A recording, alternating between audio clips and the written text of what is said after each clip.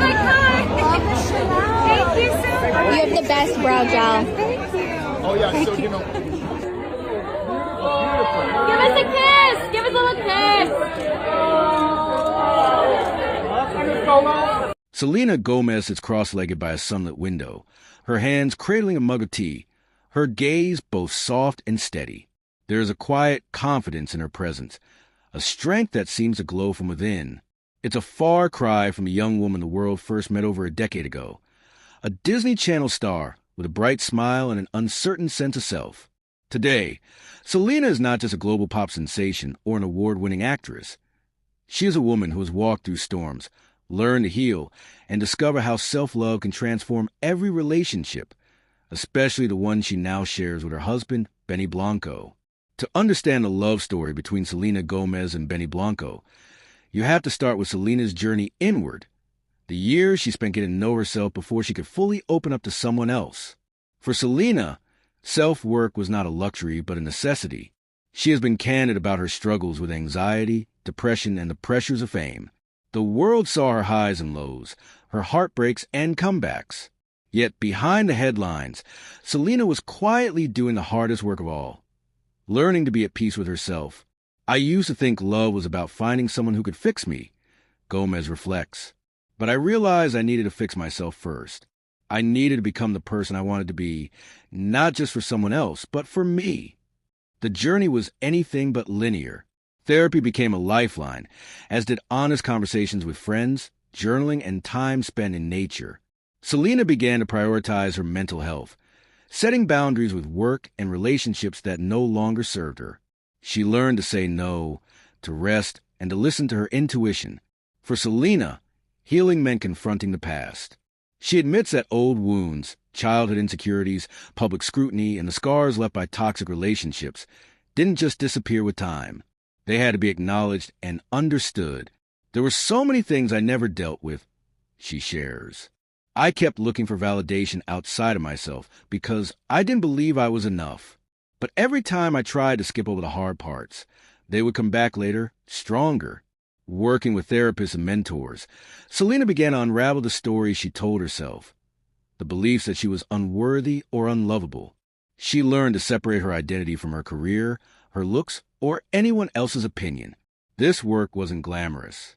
It meant sitting with discomfort, letting herself feel sadness, anger, and fear. But it was necessary. I realized that the only way out was through. I had to feel it all to heal it all. One of the most significant shifts for Selena was learning to practice self-compassion. In a world that often equates success with perfection, she found freedom in embracing her flaws. There's this pressure, especially for women in the spotlight, to have it all together all the time, she says. But real strength is being able to admit when you're struggling. It's about giving yourself grace.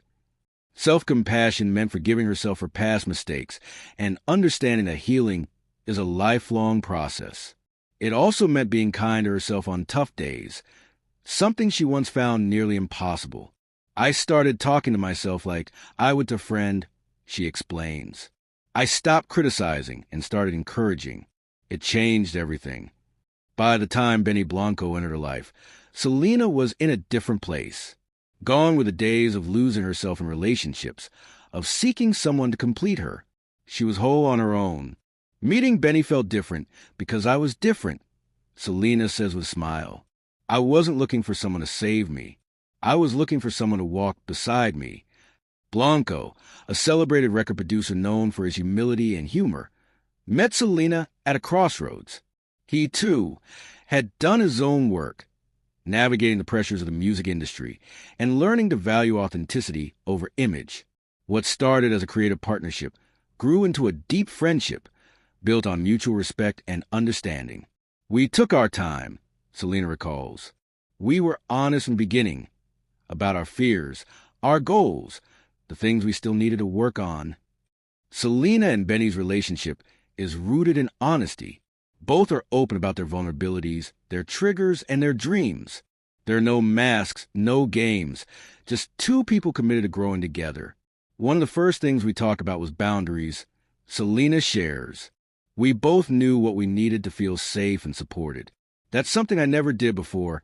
I was always so focused on making the other person happy that I forgot about myself.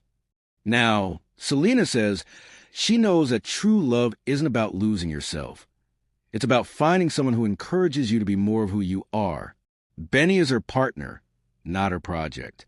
He cheers her on, supports her dreams, and respects her independence. He always says, I love you for you, not for what you do or what you look like. Selena says, her eyes lighting up. That's the kind of love I want to give back.